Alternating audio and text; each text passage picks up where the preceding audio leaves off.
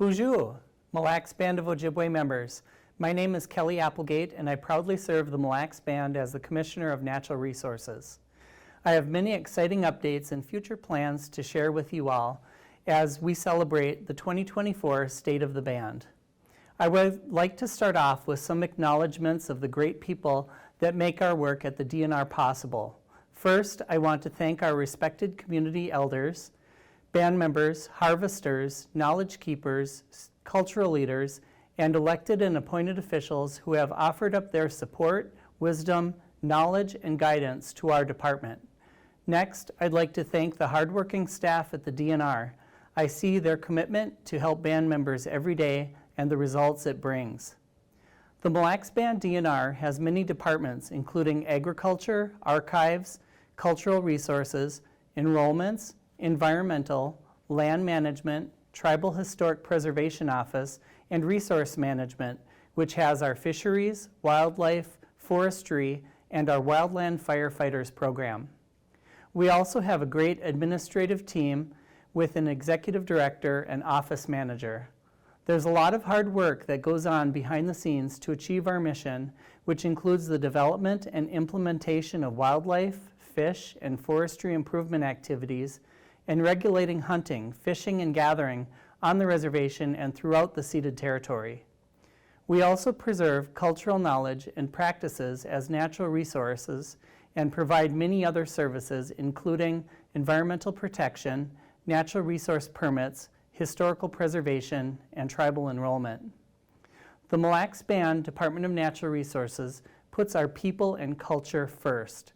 We remember and celebrate our ancestors, offer up our asema to the Creator and Manitou, and engage in ceremonial traditions that our people have always done. The DNR is honored to assist in the cultural and ceremonial practices of our people, like feedings, dish settings, and assisting families with needed firewood and medicines.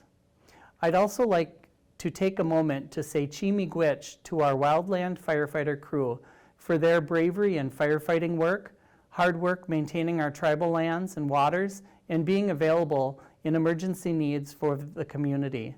Your work is so important and does not go unnoticed. As each season passes by, we continue to see the growing effects of climate change. 2023 has been another unusual year with extended periods of drought across much of our tribal areas. We heard from many tribal members that it was a challenge to find manoomin this year because of low water levels. The Mille Band Department of Natural Resources has made the need to address climate change a focused priority by creating a position for a climate change specialist who will work with each of our DNR departments to address climate change in their areas. They will also partner and work with other agencies to build climate change resilience within the natural resources and the band. As most of you know, the District 2 area of the Mille Band is threatened by a proposed copper-nickel sulfide mine only 1.3 miles away from our band members living near Round Lake.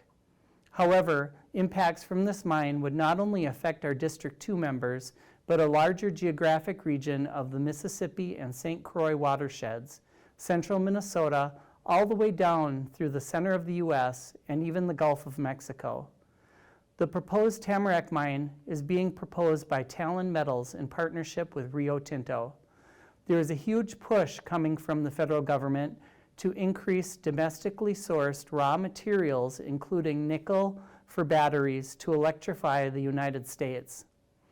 The state of Minnesota has old, outdated mining laws that were created for the taconite industry in the 1960s. Those laws never contemplated the dangers related to sulfide mining. The proposed Tamarack mine is sited in one of the wettest areas in all of Minnesota, with connecting marshlands, streams, rivers, and lakes that all make up the pristine wetlands of the Mississippi and St. Croix watersheds. The band has been working hard as a tribal government to stop the permitting of this mine. Much of this work happens in government-to-government consultations with federal agencies. As a tribal government, we stand firm on the role of federal government to protect our trust resources and our forever homelands.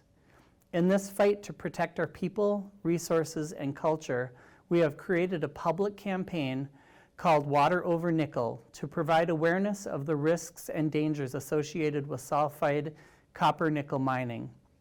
The Mille Lacs Band is on the leading edge and the voice on this issue, with our Water Over Nickel campaign reaching over 40 million people and part of 275 plus media stories. In fact, when Talon Metals announced its submission of the Environmental Assessment Worksheet to the Minnesota Department of Natural Resources, the Mille Lacs Band was included in 80% of the resulting media coverage.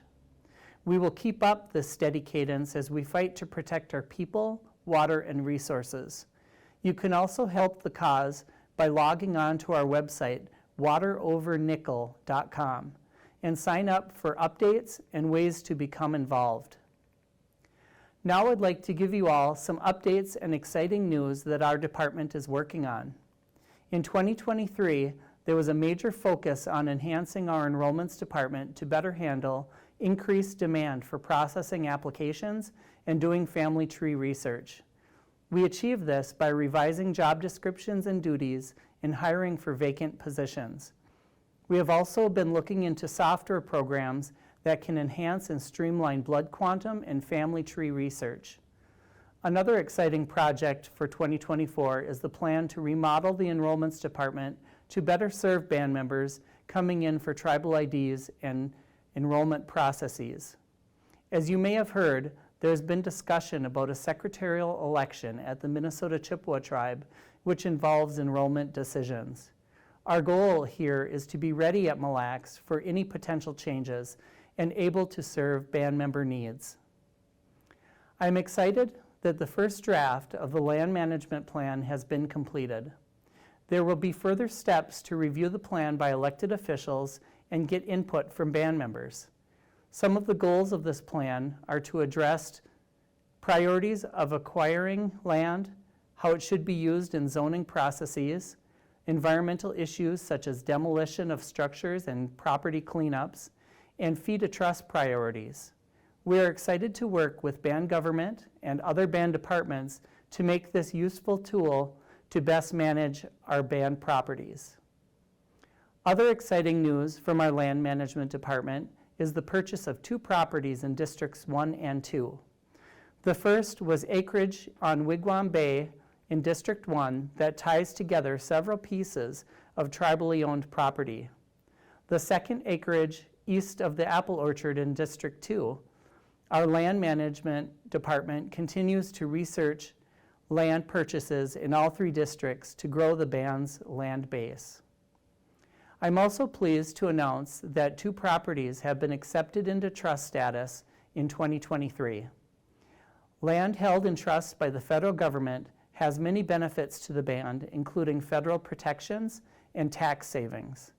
Both the Dunkley property in District 3 and the Wilmus property in District 1 are both in the final step of acceptance into trust. Our Tribal Historic Preservation Office works diligently to protect the band's cultural and archaeological landscape. With the newly revised state statute in place to require the Native American Graves Protection and Repatriation Act as the first step, or NAGPRA, our TIPO department has the lead role in managing cultural resources when outside agencies propose projects on our lands.